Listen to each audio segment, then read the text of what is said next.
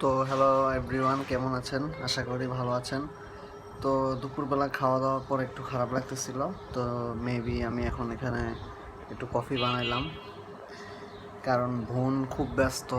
আসলে বোন চাটা কিছু এখন দিচ্ছে না। আর কিছুদিন আমার কয়েকদিন পেট খারাপ ছিল, পেট খাবারের কারণে আমার চা কফি কোনোটাই খাওয়া উচিত ছিল না, তো খাই না। এখন হয়তো বোন ভার্সিটিতে যাচ্ছে রেগুলার, তো মেবি তখন আসলে বানানো সম্ভব না। যখনই থাকে তখনই বানাই দেয়, আমি বলবো না যে বানাই দেয় না, একদমই বানাই দেয়। আমার বোন আল্লাহর দেওয়া একদম বড় নেয়ামত পাইছি আমি। এরকম বোন আসলে কারো ভাগ্যে নাই, যেটা বলার বাইরে। তবে বোনের জন্য আশা করি কিছু করতে পারি না, এটা খুব খারাপ লাগে। বোনের বাড়িতে আসলে কিছু করতে পারি না।